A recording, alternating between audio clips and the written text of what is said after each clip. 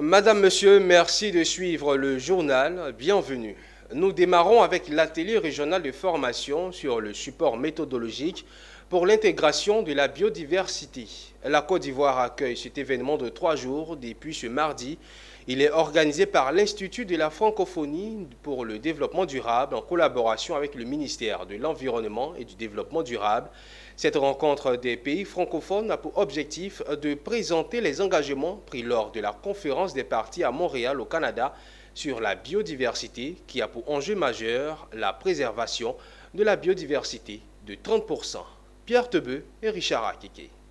27 pays francophones sont réunis à Abidjan depuis ce 30 mai pour l'élaboration du support méthodologique pour l'intégration du cadre de la biodiversité. Le cadre mondial pour la biodiversité adopté en décembre 2022 à Montréal au Canada représente une opportunité cruciale d'inverser la destruction de l'environnement et la perte catastrophique de biodiversité. Son engagement principal est de préserver 30% des terres et des mers d'ici 2030. Le fait même qu'un accord ait été conclu est déjà remarquable. À certains moments, cela semblait improbable.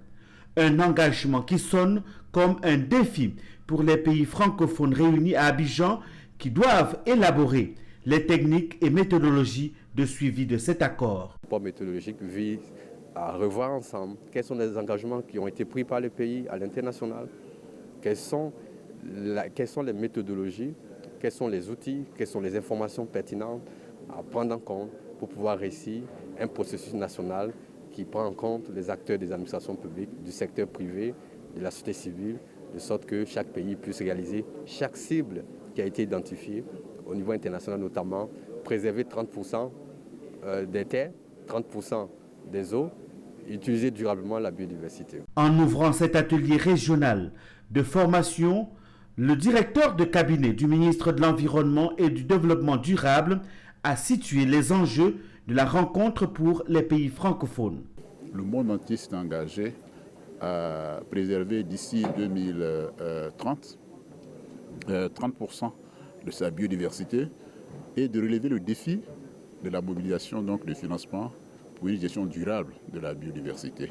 Les pays du Sud ont besoin d'un soutien financier approprié pour pouvoir jouer leur rôle, d'où la présence de nombreux partenaires financiers qui ont décidé d'accompagner ce projet. Notre rôle, c'est de soutenir financièrement les pays à mettre en œuvre ces conventions. Et notre rôle est assez crucial en cette période post-adoption d'un accord historique à la COP15 de la diversité biologique pour vraiment permettre aux pays de mettre en œuvre rapidement les objectifs ambitieux qui se sont assignés pour 2030. Aucun objectif mondial en matière de biodiversité n'a jamais été atteint et si l'on veut briser ce triste record, il faudra également, en plus du financement, un suivi efficace du plaidoyer de la société civile et du leadership des États riches en biodiversité. Il faut aller vite pour atteindre les objectifs. Cet atelier régional de formation sur le support méthodologique pour l'intégration du cadre mondial de la biodiversité se termine le 1er juin prochain avec une opération de planting d'arbres dans la commune de Songon.